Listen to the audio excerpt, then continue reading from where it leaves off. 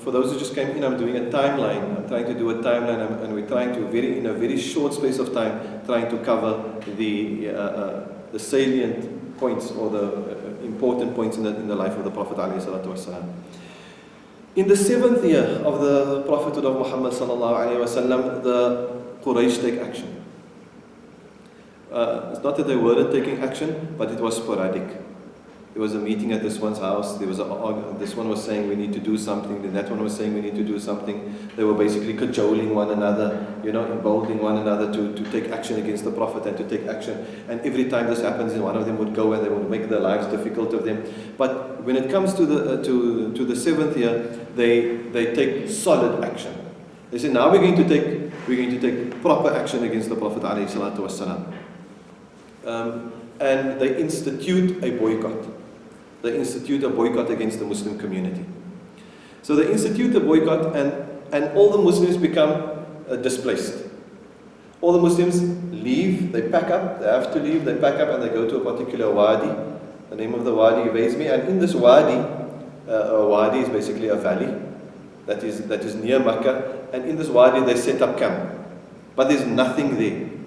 So they are displaced. It's not like they're setting up a new home and whatever the case may be. Makkah is the center. Makkah is where everything happens. They are now out of the center. And it's like now the real type of apartheid. We want you apart from us now. And they institute rules now. So none of our sons and our daughters are allowed to marry with the Muslims. We are not allowed to, you're not allowed to trade with the Muslims. You are not allowed to give assistance to the Muslims, and so on and so forth. And these rules are put into place. Obviously, this is a difficult time for everyone. Because if it was perhaps against another people, then it would have been, maybe easier, but we don't like to talk in those terms. But this is your own people. It's your own family that's in that wadi. It's members of your tribe, members of your clan, people who you grew up with, people who you know. So the human side of this is weighing heavily on them. And okay, for the hardcore opponents to Islam, they couldn't care less. But there is a little bit of pressure on the side that, what is going to happen to our family? It's a very difficult time that year. It's almost a complete year that the Muslims are experiencing this boycott.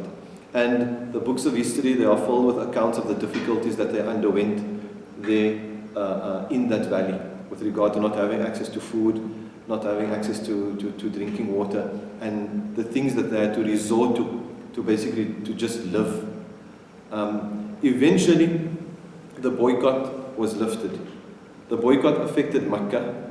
It affected the Quraysh. It wasn't just harmful for the Muslims. Eventually, it became harmful on the people of Makkah. What type of a people are you that you put your own people in harm's way? You do this to your own. This was the one thing. You don't take care of your own. And how Arab culture is, you take care of your own. It's very important to take care of your own. And here this rules was being broken. You're not taking care of your own. And then obviously the Prophet ﷺ had an ally in the form of his uncle. And his uncle was constantly speaking to the leadership and trying to get them to soften their attitude towards Muhammad sallallahu alaihi wasallam. So in the 8th year, this boycott is instituted, and in the 9th year the boycott is revoked. And they go back to Makkah al-Mukarramah. Now obviously, the boycott is revoked, but it doesn't mean an end to hostility or an end to the opposition. No, now it's going to intensify. We didn't achieve in this regard, so now we've got to do something different. The 10th year, what happens is, or significant events in the 10th year is the death of Khadija radiallahu anha and the death of the Prophet's uncle Abu Talib. These are two people that are central and pivotal in the life of Muhammad sallallahu alaihi wasallam up until that time. From the day he got married, Khadija radiallahu anha, she was his support. She really came into her own as being his support on the day that he received wahi. Then she really showed what cloth she was cut from. She was cut from the cloth, that is support wife material to a prophet of Allah. You know, and she really came into her own then. And from that day, up until this 10th year, she was the backbone of the Prophet ﷺ. You know, he had to go home, and he went home to Khadija, and he went home to her support, and he went home to her comforting words. So this is a lot for a man. What do they say about, what's the saying? Behind every successful man there's a tired woman. Something like that. So in the case of the Prophet ﷺ, she was the support. She was the emotional support to the Prophet. She was more than the emotional support to him. When he, she would pick him up in times that he felt down, and so on and so forth. His uncle, obviously his uncle was a tribal leader. Abu Talib was a tribal leader. And all the time, his uncle was the buffer and the barrier between him and the hostilities of the bigger clan of the Quraysh. His uncle was the buffer. If they wanted to direct something at him, then they would go via the uncle. Tell him this, tell him this, tell your nephew this, tell your nephew that. Then he would go and he would be this buffer. And he would always protect the Prophet ﷺ. And there's a very heart-rending story of the death of Abu Talib. Now, you might be familiar with this, where on his deathbed he doesn't embrace Islam. And the Prophet is standing there speaking to him, and the Prophet is saying, just say yes. Then that you believe, and then I will guarantee, I will be your witness by Allah that you have testified that there is none worthy of worship except Him. He succumbs to the pressure of the other tribal leaders, because he's the elder, the other elders are there, and he succumbs to the pressure, and he doesn't embrace Islam. And the verse is revealed because the Prophet is heartbroken, his heart so, إِنَّكَ لَا تَهْدِي مَنْ أَحْبَبْتَ. Verily, you cannot give guidance to whom you love. وَلَكِنَّ اللَّهَ يَهْدِي مَنْ يَشَاءُ. But Allah, He guides whom He loves. So Allah guides. Guidance is from Allah. When a person's heart opens up to obedience, when a person's heart opens up to want to gain closeness to Allah, it is a very private affair between the individual and between Allah. It is not a public affair. It is between the individual and between the Creator. Because it is Allah who guides, and it is Allah who opens up hearts. And it is Allah who changes, who can change the hearts. Ya muqallib al-qulub, thabbit qalbi ala dinik. The Prophet used to say, oh, the one who turns hearts and who makes hearts firm, make my heart firm on your deen. You see? The Prophet used to tell the companions that that Allah subhanahu wa ta'ala yuqallibuha kayfa yasha, that Allah can turn your heart in whatever direction, in whatever way He desires. So it's a very, very private affair, this connection between the individual and between Allah subhanahu wa ta'ala. And here the Prophet is told about it. You don't give guidance, Allah gives guidance. And you don't give guidance because you love a person, so the person is going to receive the guidance. But Allah gives guidance because Allah loves the person. And we want to give guidance to people because we love them, but we don't necessarily love them for their Islam, or we don't, isn't it? Whatever the motivation is why you want a person to be guided, or why you want to be guided. But Allah subhanahu wa ta'ala has His own motivation. Subhanallah. And Abu Talib dies. Khadija radiallahu anha dies. And this 10th year is known as Amul Huzn. It is known as the year of Huzn, as the year of grief, or the year of deep sorrow of the Prophet ﷺ, because it is a blow. And this blow comes in a difficult time. We say, like we say in English, don't hit a man when he's down. You know what I'm saying? He's already down. Why are you hitting him when he's down? So, but it's as if this is happening. Things are not looking on the up and up for the Muslims. It's not looking on the up and up at all. And then this happens. I mean, where do we go from here? Where do we go from here? And it's very difficult for the Prophet ﷺ. But he has to push along, because he's the Nabi of Allah. He can't quit. He can't say, I'm leaving this post, give it to someone else. He's the Nabi of Allah. And he's been fashioned, shaped, designed, and made to bear the burden. And Allah subhanahu wa ta'ala doesn't place a burden on an individual that the person is unable to bear. لا يكلف الله نفسا إلا وسعها. Allah does not burden a soul except with what it is able to carry. You see? So you shouldn't, it's a lesson for us also. We should never worry that whatever Allah subhanahu wa ta'ala puts in front of us, it's a challenge that Allah subhanahu wa ta'ala knows that we are able to handle. We just don't know yet. Sometimes Allah subhanahu wa ta'ala gives us challenges for us to know ourselves. Because you don't know your capacity. But if you make it through something, then suddenly you know your capacity. And then this makes you stronger. Now when you forge ahead, now you forge ahead better. Isn't it? Because you're stronger now, you know yourself better.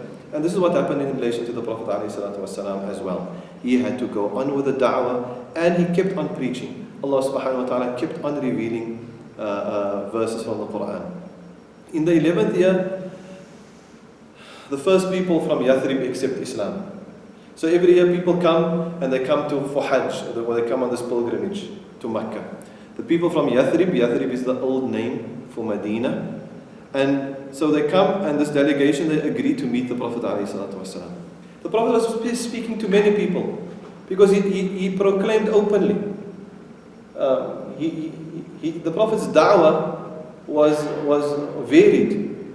The Prophet would speak to the leadership, the Prophet would speak to individuals, the Prophet would speak to family members, the Prophet would speak to someone who they brought, and the Prophet would put himself completely in the line of fire, where he put himself in a public space.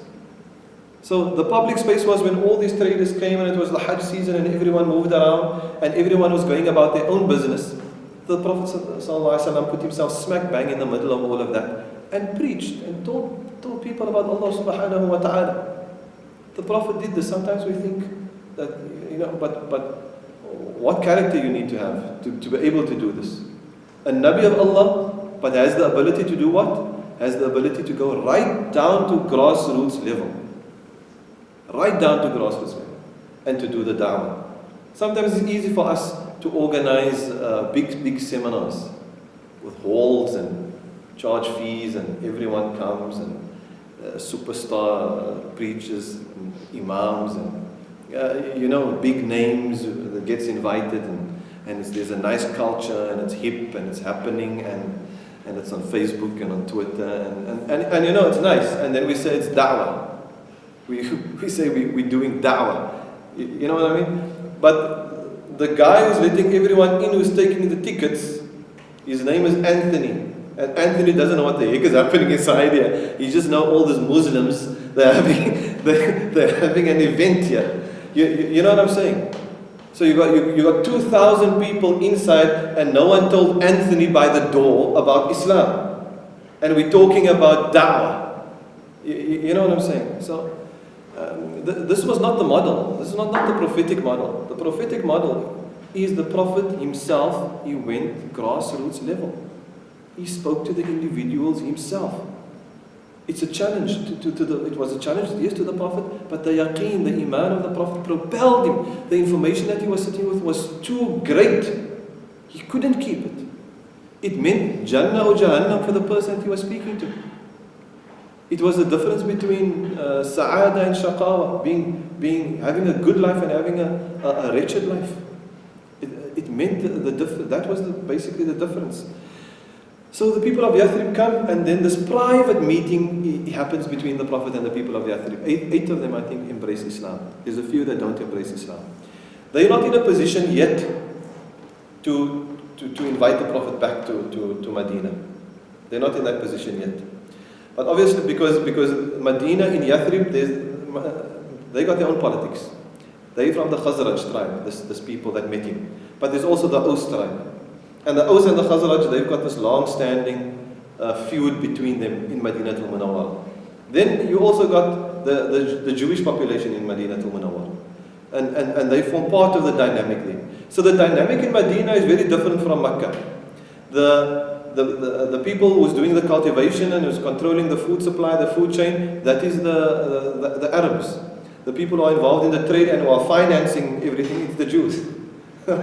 So this was basically, it's coming on since, yes, very long.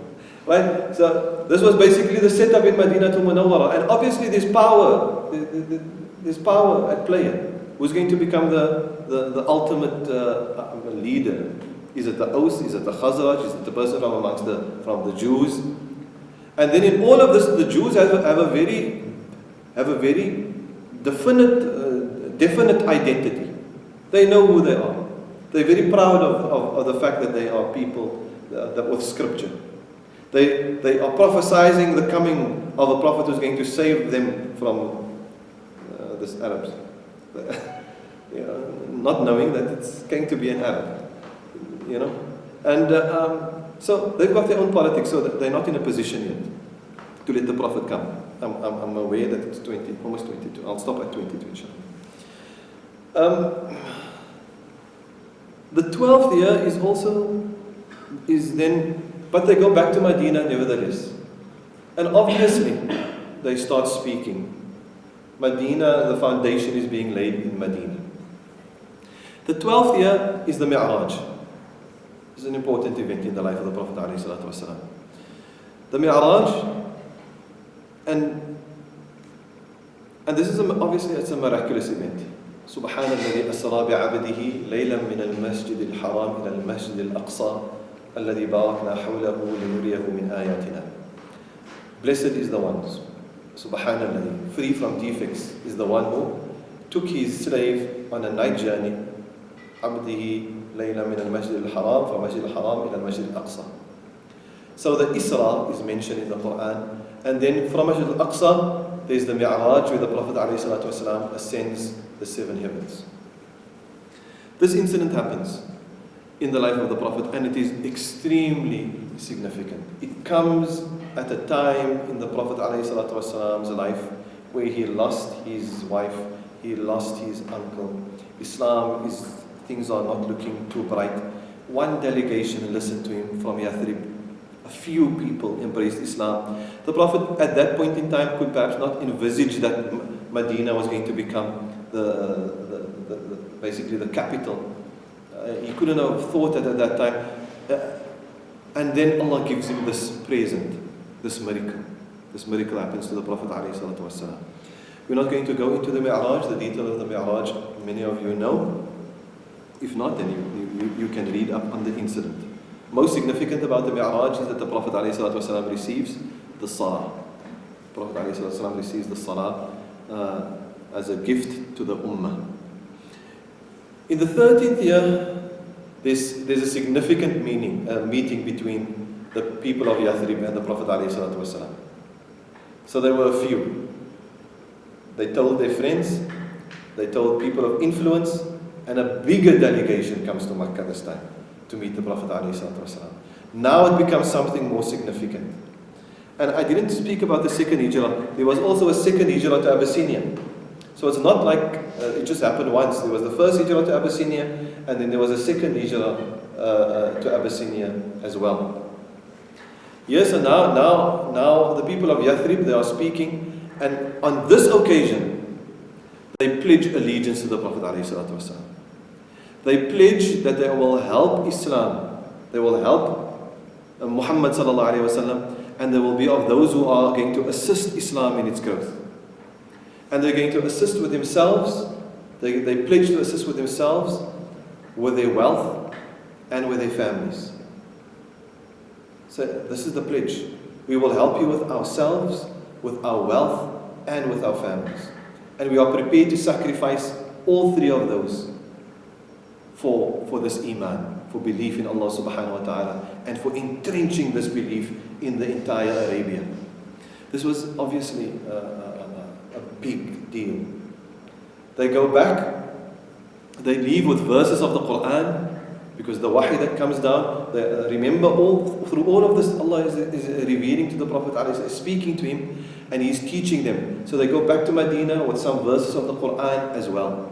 The Prophet sends Mus'ab ibn Umair as the teacher to Medina to Munawwara, because obviously he was living with the Prophet ﷺ, he knows his Islam, and he gets sent as the first ambassador. And he also gets chosen to be the one who is going to speak to the people of influence in Yathrib. So he goes and his job is to speak to the leadership in Medina and to make them soft towards the cause of Muslims and to Islam. And this is and from here the hijrah starts. When Medina is finally opened up, the Prophet ﷺ is then given permission, and the first Muslims from Mecca is given permission to make the hijrah. Right, to Medina to Munawwara. The Prophet himself then finally undertakes the hijrah to Medina to Munawwara himself. Abu Bakr radiallahu anh, the incident of the cave, you know the famous incident that happened where they were protected. Allah subhanahu wa ta'ala allowed that they were not founded by those who were pursuing them. ثاني اثنين إذ هما في الغار. The second of the two, Abu Bakr, when they were in the cave. إذ يقول لصاحبه, when he, the Prophet, said to his companion, لا تحزن, don't be sad, إن الله معنا, indeed Allah is with us. فأنزل الله سكينته عليه. So Allah subhanahu wa ta'ala sent down the tranquility upon him. فأنزل الله سكينته عليه وأيده, and Allah subhanahu wa ta'ala assisted him. So this was that incident. And then basically the path is opened up for them. They come to Medina, on the outskirts of Medina. They're at Quba. The first mosque gets established. The first masjid gets established at Quba. The first salah is being read on the outskirts of Quba. And then the entire Yathrib at this point in time is excited, Muslim and non-Muslim alike, because of the coming of Muhammad sallallahu alaihi wasallam, because the foundation is being laid. And they are looking out for this great prophet who is going to be entering Medina to Munawwara. And the Prophet enters Medina to Munawwara in an electric atmosphere, in a welcoming atmosphere. Because you must remember, the last time the Prophet ﷺ went to a town was in Taif. And when the Prophet came to Taif, the reception that he got in Taif was completely different. This was also in the 10th year, Amr Huzn, where the Prophet went to Taif because he thought, I'm going to preach to the people of Taif. Perhaps if I go to the people of Taif, they will listen. But when he came there, the people of Taif were already, the propaganda machine already reached them, that this is how you need to deal with him. If he comes there, this is how you need to deal with him, this is what you need to do. So already they set up their kids, they set up the women, and they set up the people, that if he comes, you start stoning him, don't even give him a chance. Don't give him a chance to speak. And this was the reception that the Prophet got in Taif. He didn't even get a proper hearing. They mocked him, they threw him, they pelted him. The Prophet was bleeding. He left Taif completely soaked in blood. The Prophet left Taif completely soaked in blood. That's why we call it this Amal Khul. It was an extremely difficult period in his life. I mean, at that point in time, what do you do? What do you think? Where is this mission going to go? You know, you aren't you thinking, when is Allah going to come to my assistance? I mean, you guys worry on question 2. When is Allah coming to my assistance? You know, maybe question 3 will help me. You know what I'm saying? Here we're talking about an entire period in the life of the Prophet ﷺ. And Jibreel comes to him. And Jibreel, he sits in a particular date garden. And I'll end off here. He sits in a particular date garden after he comes from Taif. And in that date garden, what's the person's name? Is it Qadid? Qadid is a slave. He works there, and he works for this person. And the Prophet ﷺ recognizes him as a person living in a particular place. And I think maybe the place's name is Qadid, if I'm not wrong. And the Prophet asked him, are you from this place? And he says, yes, he's from that place. So the Prophet said, you are from the place of Yunus ibn Matta. So Yunus is the Prophet of Allah. And he was very shocked. The Prophet knows about Yunus. How does this Prophet know about Yunus ibn Matta, this other Prophet of Allah? And he says that he was a Prophet of Allah. And this leads him, this one individual, to embrace Islam. When he's sitting, the Prophet is sitting under a date palm tree and he's feeding the Prophet some dates because he's seeing this injured individual. This is how Allah works.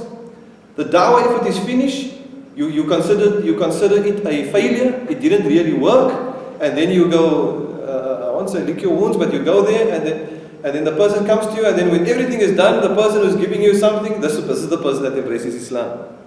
إِنَّكَ لَا تَهْدِي مَنْ أَحْبَبْتَ You don't give da'wah to whom you can't give guidance to whom you love. Allah gives guidance.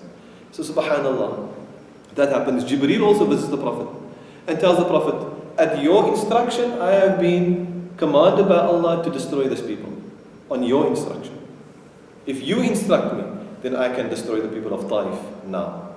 The Prophet says, no, because from their loins, there will be those who are Muslim. Right? So subhanallah, the entire Taif now, obviously the entire Arabian Peninsula is Muslim. So the Prophet gets a very different reception. طلع البدر علينا من ثنية الوداع وجب الشكر علينا ما دعا لله داع. You know that one. Everyone knows that song. And where was that song first sung? That song was first sung in Medina. And who was the Badr? طلع البدر علينا. The full moon has risen upon us. It was the Prophet ﷺ. And this is what they were singing when he was coming. The full moon had risen upon us. من ثنية الوداع, from this valley of Wada. وجب الشكر علينا. It is compulsory upon us to give thanks for this. Subhanallah.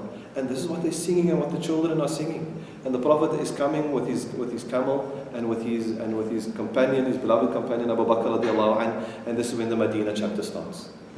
And the first thing that happens in Medina to Munawwara, and I'm ending off here, the first thing that happens in Medina to Munawwara is the Prophet sallallahu alaihi wasallam doing two things. The one thing is mu'akhat.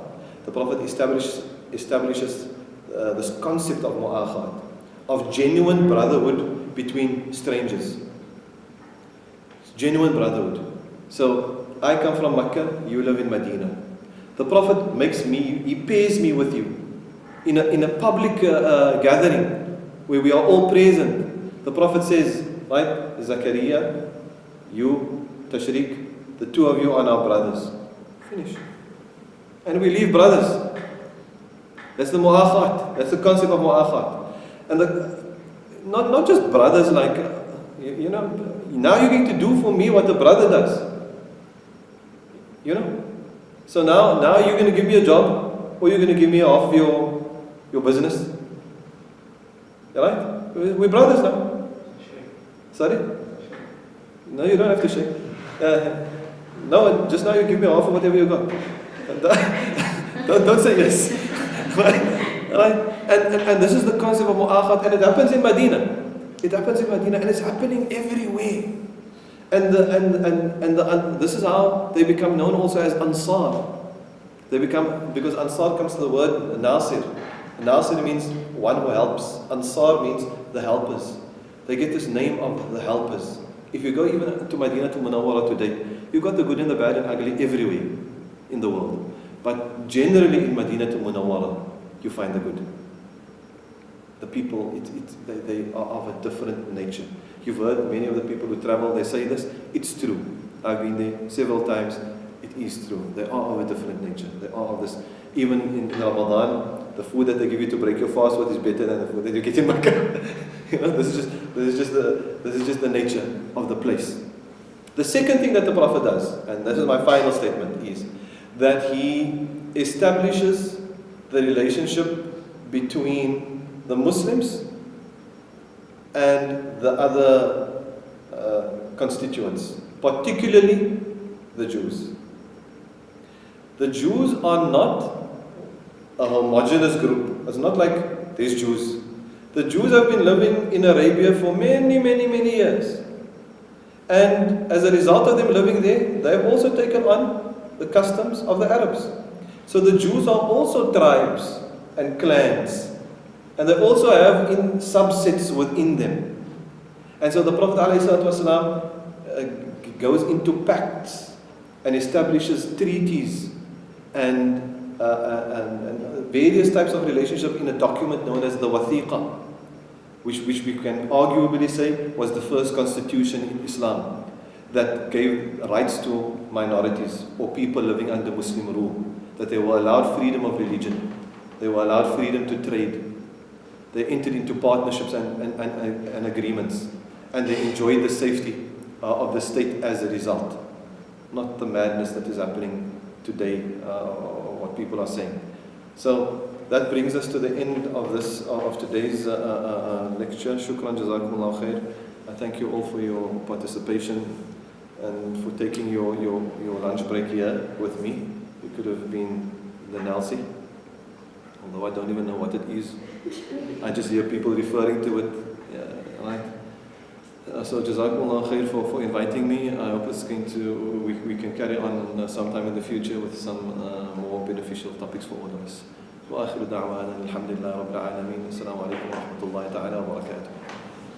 I like that whole official thing for the cameraman so that he's got a point where he can cut. There's 5 minutes. Is there any questions? I took long. Yo. Muslim.